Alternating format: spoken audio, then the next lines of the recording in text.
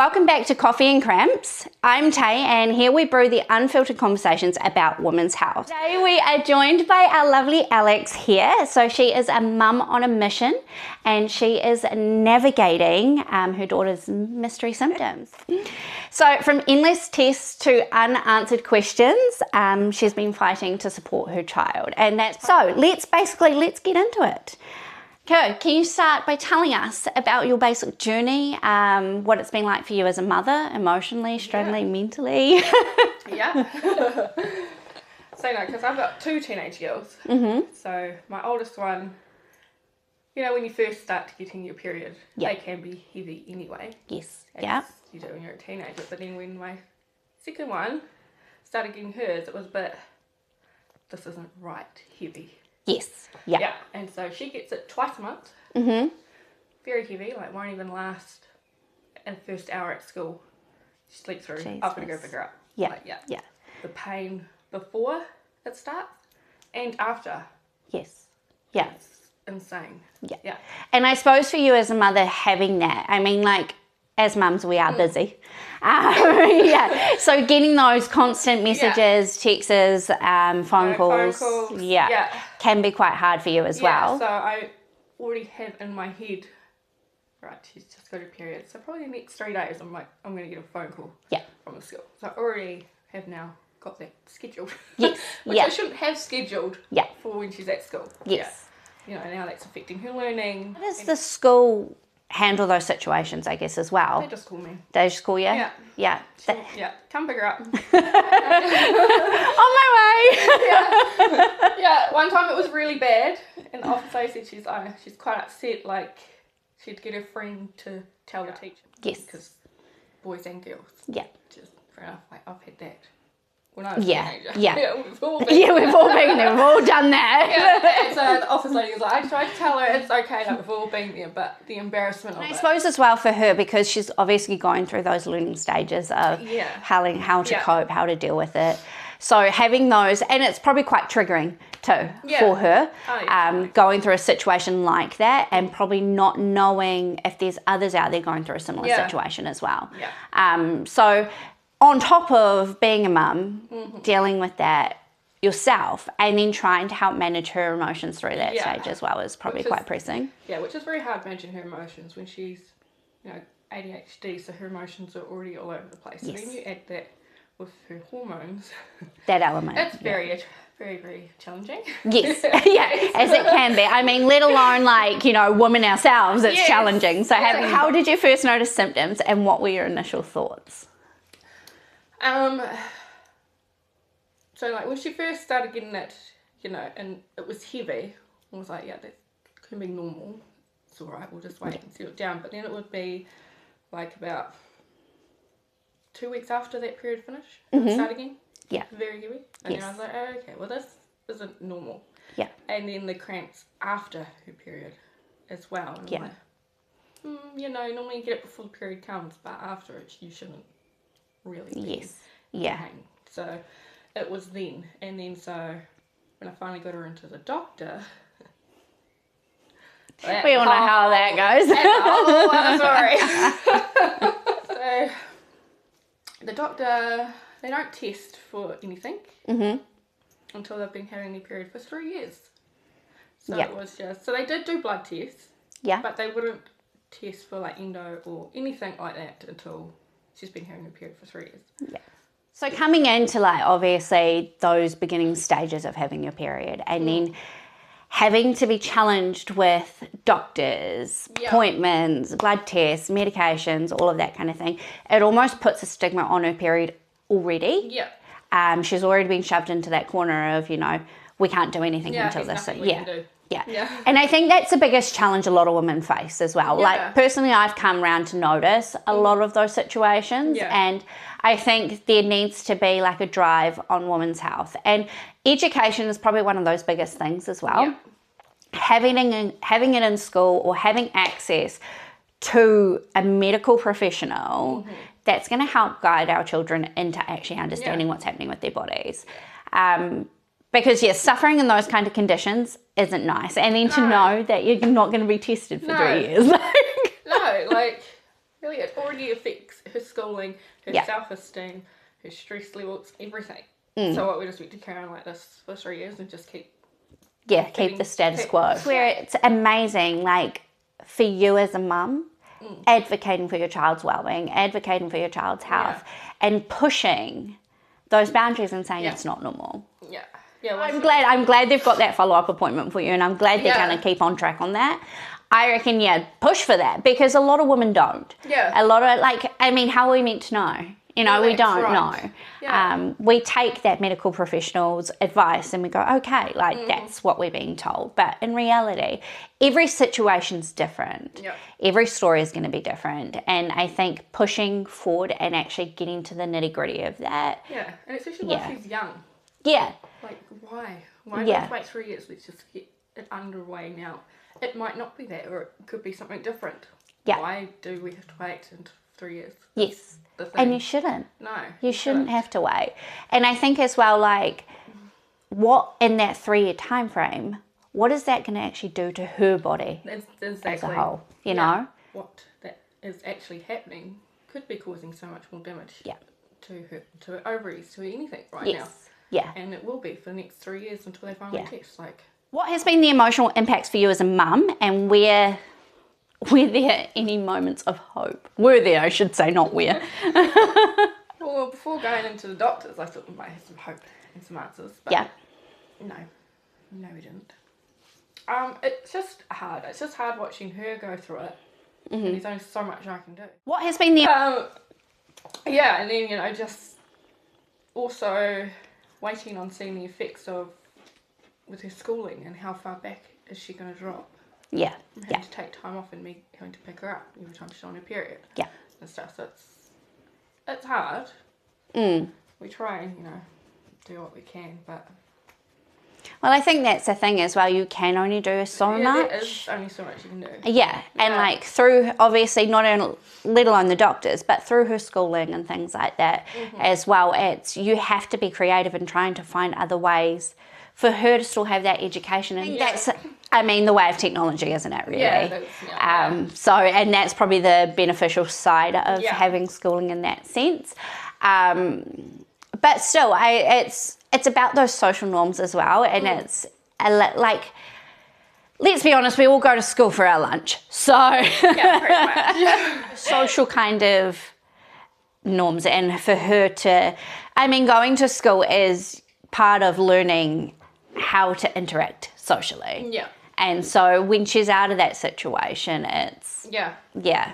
And that'd be a struggle in herself as well. Also, like, put in extra things now. So if you're away from school, you have to have a medical certificate if it's longer than 3 days. If your attendance drops below blah, blah, blah, then you have to go in for, like, they call you and you have to explain, or they get truancy over. So that's also going to make it harder. Yes. There. Yeah. Like, parents can get fined now if their attendance drop below a certain point they've put in. So it's like, what? Yeah. Like, I've got to take her to the doctor every time to get a medical. Yes. Because she's got it real bad this month. Point to take away. Like, I didn't know that. Yeah. So that's a very good point to take away. It's understanding that actually these things are happening to these young girls and you're putting things in place that they're really struggling with. How are the school going to handle it? Are they just going to be like, it's just a period, she can come to school, everyone else does? Yeah. Or are they going to be understanding or what? So that's going to be interesting too. Like, the school she's at now, they are understanding. Well, that's very good. I'm so glad to hear that. How's it going to be at high school? Is it going to be different? Yes. Yeah. So, and I think that's the stigma. I think surrounding a lot of periods. They've always said, a bad period or it's just a period. Yeah. In reality, it's not. No. And so for everyone out there as well, just a bad period isn't just a bad period. Just so you know, if you suffer with pain, cramps, major bleeds or anything like that, please do go visit your professional care, medical cares, all of those kinds of things. What made it so difficult to pinpoint what might be going on with your daughter's health?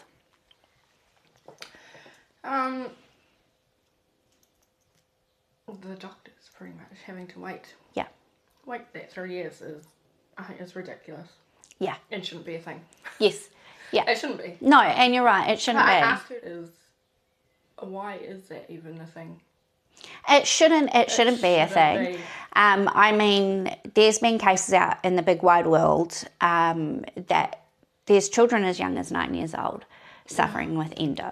You know, and I think when we come into those kinds of situations where it's like periods, menstruation and all of that kind of thing, it doesn't matter what age you're at. Exactly, it shouldn't matter. So there shouldn't be an age put onto that bracket. It shouldn't be, you know, you're 9 years old and oh, we can't test you for 3 years. It should be like, okay, this isn't normal. This isn't what should be happening. Let's look into that. And I think as well, like looking on that other angle of it, I mean, as frustrating it is for a mother and a child having to go through that and you're barricaded, but then what's actually barricading that GP? Yeah. As well. Like, that's it too. Is there an actual issue in our health system that's saying, you know, no, you can't because this is what we've written on paper? Well, that's what it seems like. And she's like, we don't actually do that. Yeah. Do any of those tests until I've been having a period for 3 years. I'm like, is that something in the health system that they have put in? Like, it must be. Yeah. Yeah. And that's, I think, as well, like, we're noticing that change. There is change happening when it comes to women's health. And I think the more voices we raise and the more we speak on topics and the more we bring cases to the forefront, absolutely, it's going to make that change. And for children like yours, aren't going to have to suffer. Yeah. Because that's what it comes down to. It's suffering. Like what your daughter's going through is suffering. Yeah. Keep advocating, keep pushing, because I think that's all you can do. Yes. So have there been times where you felt dismissed or not fully heard when seeking answers? Obviously, you've gone through your situations. Yes. Yeah. So we will be back there in about a month and a half. So I'll be laying it all back out again and requesting some tests and see what happens then again. Yes. If it just gets dismissed again. Yeah. I think as well, and it sounds horrible to say, but like as women we have to be broken records. We have to just keep going on top of it. One day it will be heard. And you just hold on to that hope and hopefully it's not that one day too late. Yes. Yeah, exactly. So I think what you're doing, going back and just keep hounding them and saying that this isn't okay and I need something different is probably the best way you can go about it at this point. Don't do any of that until I've been having it for 3 years. I was like, yeah. So like you can understand 6 months to a year, sure. Well, you can tolerate that, but 3 years. She's been having a period for over a year already. Yeah. See, and to me something needs to be done at that point. Yeah. She started getting her period like beginning of like last year. Yeah. Yeah. So probably best way to go about it as well is noting down, like journaling almost what is happening. So I'm starting to actually take track of when she gets her period. And then I do know what months she's had it twice and stuff for when we go back. Yeah. To the doctor, and I can be like, look. Read the receipts. That's where it amazes me, and like I'm just, you know, you're just such a strong woman to be able to just consistently go back, gather information. The more information you have, the more research you have, the more you have to fight with. Yes, exactly. Yeah. And how did it feel navigating the uncertainty while trying to understand complex conditions such as endo, polycystic ovaries, or endometriosis? You know, getting that information and going over it. It also can be frustrating not being able to know yet. Yeah, and then reading up on everything and then being like, oh my God. But then I don't get to know. Yes. For a few years. Yeah.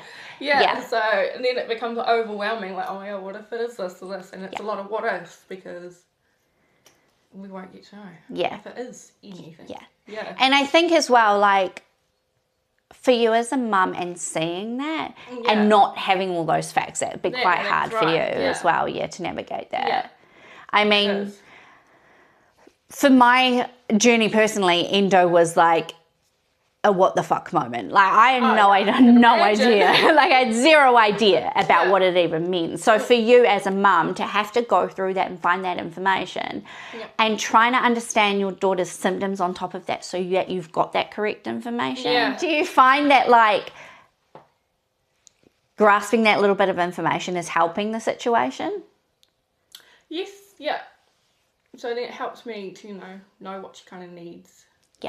And stuff, and then also filling my head with information so I can ask the doctor these questions. And see if I get she gives me any type of response because I'm educating myself. Yeah. And I think that's the biggest thing. Yeah. I mean, like, for me, I think I was 17, 18 when I was first diagnosed. Mm-hmm. So I was kind of like, I don't know what this is. I don't know where to go for it. You know, Yeah. so for your daughter being as young as she is, she's got other priorities going on in her mind at the moment. Yeah. So researching that information, finding out about that information and those conditions aren't really probably on her list of priorities. So for you as a mum, you're taking that stress on board to find those things. Yeah.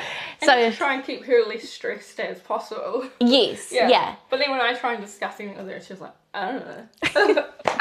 Oh, don't we love kids?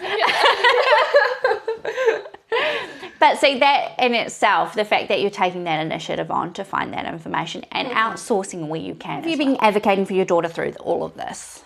Obviously, you've talked to doctors. Yeah. Has there been any kind of other avenues you've taken or going through? No, so I think just going to go by what happens at the next doctor appointment. Mm-hmm. And then if I'm still not satisfied with anything or she's still dismissing some blood tests, then I think I will look into going private. Yeah. Yeah. Yeah. And I think that's what, like, I've certainly found, like, the delays in getting to doctors, getting to specialists, getting those blood tests, all those kinds of things are quite high. Yeah. So, and in this situation, you want to be as quick as possible. That is it. Yeah. But yeah, finding out, you know, those personal stories and who's going through what and who can I go to, because it is, I think at this age that she's at, is the utmost importance to find out what's really, really going on. Exactly. Exactly what I said to the doctor. Yeah. You know, but you look how old she is and you want to wait that long. Yes. Why would you not want to run all those tests now? Yeah. Yeah. Like, that's what I'm struggling to understand with why they don't. Yeah. At a young age. Yeah. Yeah. And I think that's it. It's, yeah, I mean, we can preach on it all night kind of thing. Like, it's that young age. It's sourcing that correct information. It's getting those tests done. Yeah. Because the more you can deal with it now, I believe that that's going to give her such a better opportunity later in life. Journey been like for you? Well, we've only just started in this. So she's only been to the doctors once, which is like a month and a half ago. So we're just starting this doctor journey. Yeah. Not liking it so far. Not liking it so far. Yeah. So I can already tell and see it's going to be a big roller coaster and a big... But I need... Yeah. And the doctor's going, we don't. So I can already see it's going to be a big push. Yes. Yeah. Yeah. And I think that's massive that you've got that determination to do that. Yeah, and don't, I will be pushing and then I'm going to keep pushing. Yeah. And don't lose that, because that's that determination that's going to give you the freaking key to unlock that door, essentially. Because, like, who knows what's going on for her? Yeah. You know, and like you say, we need to find out, we need to know. Yeah. And I think... And all I know is it's not right. Yeah. It shouldn't be happening. Yeah. And I want to know what it is. Yeah. Yeah. It's that protective mother coming out in you, isn't it? Other parents out there who might be starting this journey as well, what would you say to keep them going? Just say, don't stop. Keep going. Your child needs you. Yeah. To do it. Yeah. Oh, Shelly. It's going to be hard. Yeah. But yeah. I mean, if you don't do it, who's going to do it? Well, exactly. Yeah. Exactly. They're young. Yeah. So they don't understand what's happening, so you've got to do it. What you're doing, again, is amazing. I really do. I think to see you push, strive, you know, go through all these different level of elements, and it being in a journey that's really, you don't know what's going on for yourself, let alone for her. So, I think it's the best advice to take, is push through. And like I say, she's a mum on a mission. She's advocating here. So, and that's huge. That's massive in itself. And that's going to show your daughter as well. Yeah. You've got to be determined. And you're providing her the best way possible to make sure she's living her best life, essentially. Yeah, so don't listen when people say, oh, you know, she's just a teen. They're all heavy periods when they're a teen. Don't listen. Yeah. Bad periods aren't just bad periods, guys. No, they are not. are getting their periods and how long they last and their pain threshold and stuff also, because that can help when you speak to a doctor and stuff. Yeah. You know, well, it's this bad this week. Yes. This heavy. Yeah. Yeah. Start journaling, guys. Yes. You get all those facts there. So you can look at the doctor and be like, Not today. Oh no, that's awesome. Yeah. So keep up your spirits. You are doing amazing. You really are. And for all those mums out there as well that are advocating, you're doing amazing as well. So yeah, keep up those high spirits. It can be overwhelming. But It can be. Who or what has been the biggest support for you through this journey? Like for yourself alone, who's been your kind of biggest support? Yeah. Oh, thanks. I feel so honoured. Bless your little soul. What was you that pushed me to get her to the doctors? Because I already thought I need to take her to the doctors. Yeah. Put that on my to-do list. Yes. I do. Yeah. But then when I talked to you about it, and you're like, get her to the doctors. Yeah. So it was you that pushed me to do it.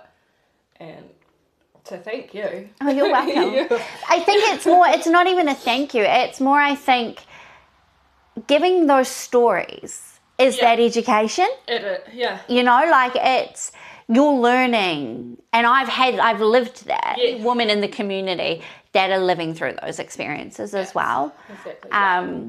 And that's probably the key thing again to take away from here is that those living experiences, they're going to be different symptoms, but some symptoms are going to resonate, and sometimes that aha moment is really probably what's going to drive someone to go, right, we need to look into this. Yeah. Okay, so how do you manage your own emotions while advocating for your child? Oh, well. I don't think any of us handle our emotions well. I don't know. As women, we can just handle them to a point. Yeah. Can't we? Yeah, we can. Pushing them going until we can't no more. So we break down, grab the bottle of wine. Pick ourselves back up, and then we're back again. Those breathers for you is probably really important as well, because that gives you a clear head. Yeah, exactly. To be able to be there for her support during those times where she does have her really, really heavy periods and things like that. I guess, as a mum, when you're fighting for something from your child, you just keep going anyway. Yeah. You just keep going. You do. Yeah. Yeah. Because it's for your child. Yeah. So you're always going to fight for your child, so. Well, and that's exactly it. Yeah. Why do you think it's so important to talk openly about women's health and young people's experiences? There's not enough talk about it. Yeah. At all. Yeah. Yeah. Yeah. I think, and that's it. There isn't enough talk about it. No. No. No. I lacked so much with my diagnosis. I mean, and someone might be listening or see it and be like, oh my god, my child. Yes. Going through this or something, Yeah. So you could be helping. It can help someone else. Yeah. Talking about it. Mm-hmm. Yeah. And like I've always vouched and declared that there are stories out there that hold key information to your own story. Mm-hmm.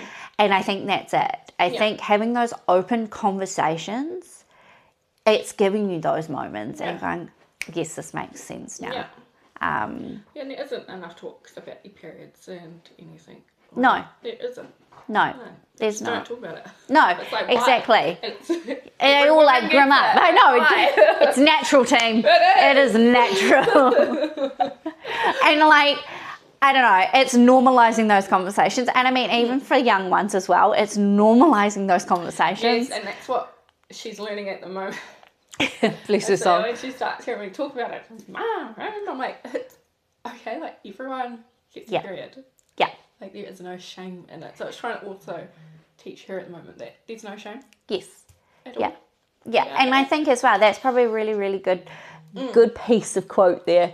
There is no shame. No. All women suffer with a period, you know, and there is zero shame to it. I've learned over the years, like, okay, that's fine. I've got this, and this in my handbag. What do you need? Yeah. You know, like, conversation can be okay. Yeah.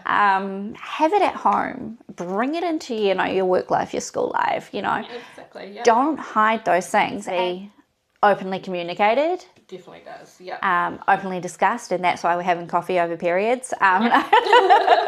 If you could change one thing about awareness, diagnosis of support for these conditions, what would it be? Change the awareness around it. Yeah. Pretty much. There's not enough awareness. Yeah. Yeah. I think that's it. There's not enough awareness. No.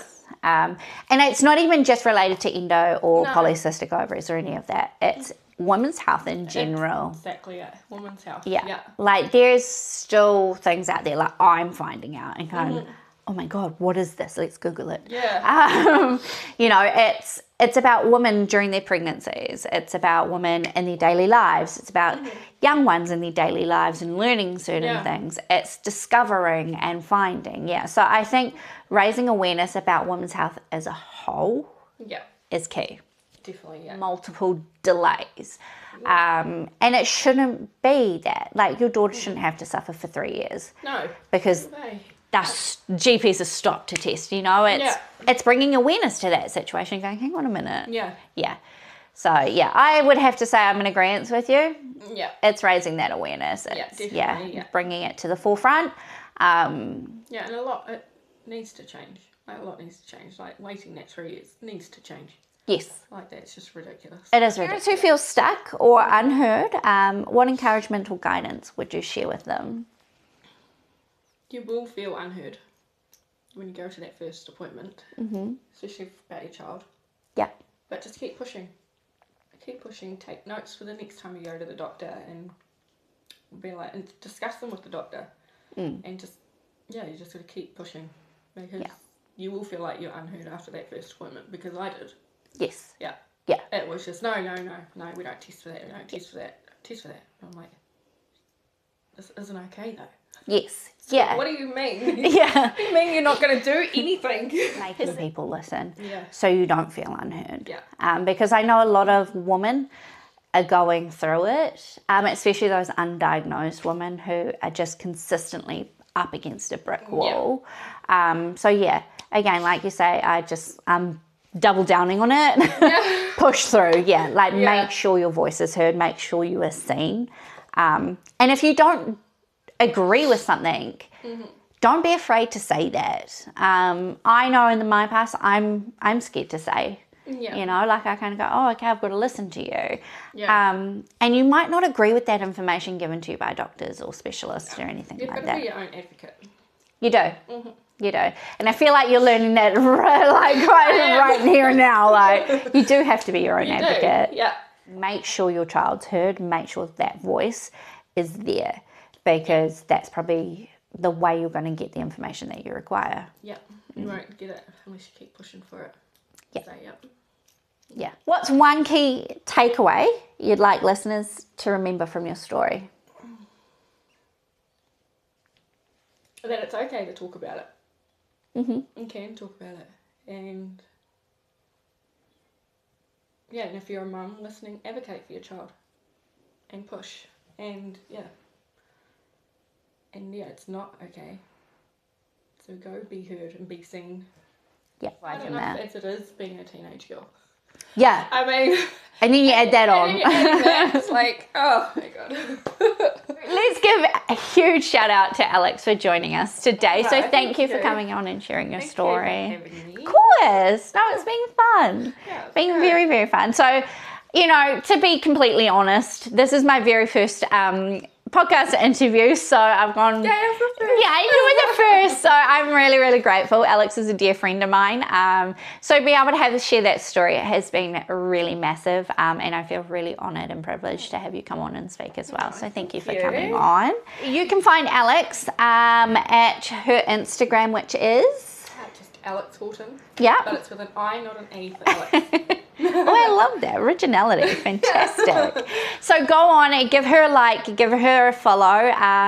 Obviously, if there's questions, you may be able to reach out to Alex as well.